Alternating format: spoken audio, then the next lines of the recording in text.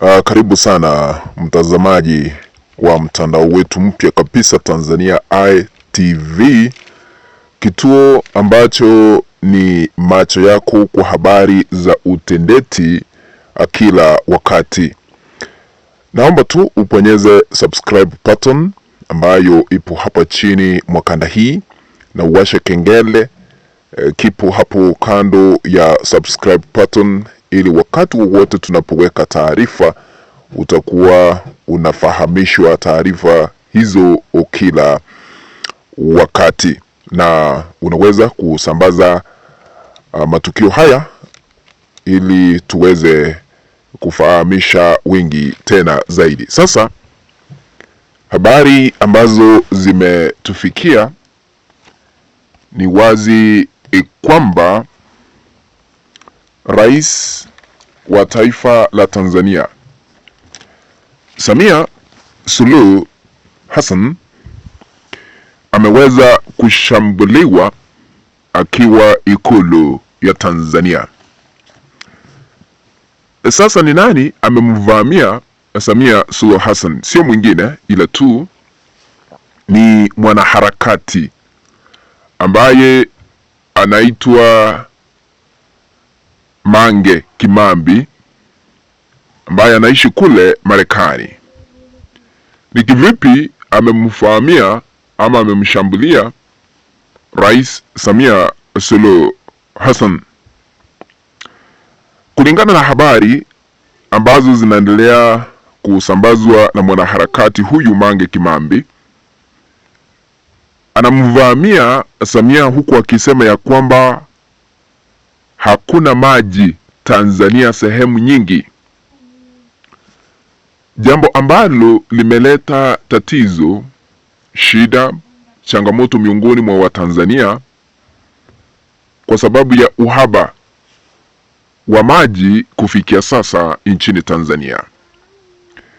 Kulingana na Mange Kimambi, anasema Samia alitumia hela za serikali kufanya kampeni ili kuteuliwa kuwa rais katika uchaguzi unaodaiwa kufanyika tarehe 29 Oktoba mwaka huu 2025 nchini Tanzania, uchaguzi ambao haukuwa wa halali. Mange anasema alitumia hela kufanya kampeni ili kujinufaisha yeye mwenyewe na familia yake, akasahau wale ambao wanatoa ushuru nchini Tanzania, na sasa hivi hamuna maji sehemu nyingi nchini Tanzania na watu wanaendelea kuhangaika kwa sababu ya uongozi wa Samia Suluhu Hassan. Anaendelea kuuliza swali, je, inawezekanaje wakati huu tangu Tanzania iweze kujinyakulia uhuru zaidi ya miaka 60 sasa hamuna maji nchini Tanzania? Kwa hivyo kulingana na Mange ni kwa sababu ya hela zilitumika vibaya, ambazo zingetumika kuunganisha maji hapa na pale, lakini sasa hamuna hela. Namba 2, msaada wa hela kutoka mataifa mengine umekatishwa ghafla. Wakati Samia Suluhu Hassan alikuwa anazungumzia wazee wa Dar es Salaam, aliweza kuuliza mataifa mengine, who are you? Jambo hilo liliweza kusababisha mataifa mengi, Canada, Sweden, Marekani na mataifa mengine kufuruta nyuma kutoa msaada kuelekea nchini Tanzania, mambo ambayo yalikuwa yameungwa mkono na bunge la Ulaya.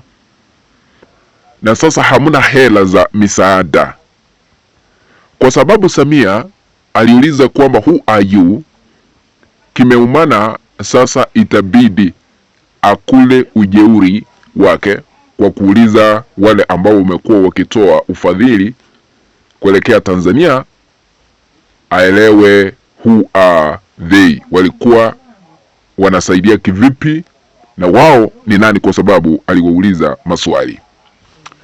Sasa itabidi wa Tanzania waende kuteseka kwa muda. Kivipi? Watakuwa wanatoa ushuru nyingi ili kusustain, kusimamisha serikali kuendesha shughuli za maendeleo. Kwa hivyo ikiwa hamuna misaada, ikiwa hamuna hela Tanzania, itabidi Watanzania wajifunge mishipi, watoe ushuru ya hali ya juu ili kuimarisha mengi, haswa katika taifa la Tanzania. Na bado kilio kwanza, mwaka mmoja bado kukamilika, ni mwezi tu umekamilika tangu Rais Samia Suluhu Hassan aingie mamlakani kwa kutumia nguvu. Mrengo wa upinzani nchini Tanzania, chama cha Chadema, kimependekeza kwamba uchaguzi ukaweze kurudiwa, tume huru iweze kuteuliwa kuchunguza maafa.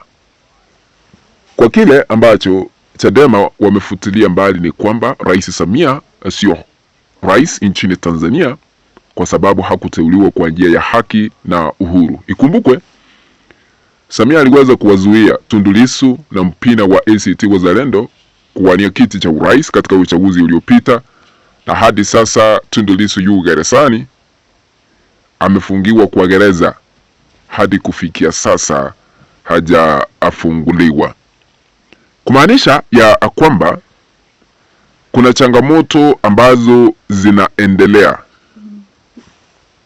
katika taifa la Tanzania. Wala ambao wanasema hamuna serikali Tanzania watajua hawajui.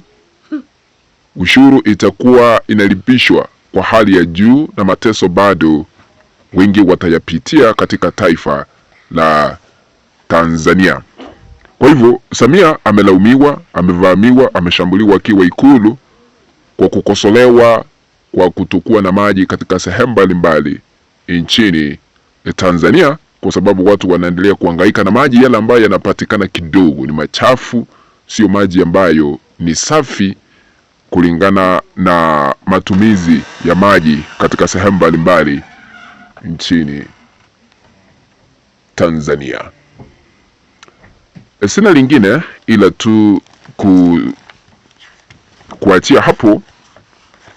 Tutaendelea kufuatilia mengine, lakini na kuomba tu kabla niondoke, hichi ni kituo kipya ambacho kinaitwa Tanzania ITV, ambacho ni macho yako ya habari kila wakati, na kuomba uponyeze subscribe button na uwashe kengele ili upokee taarifa kila wakati.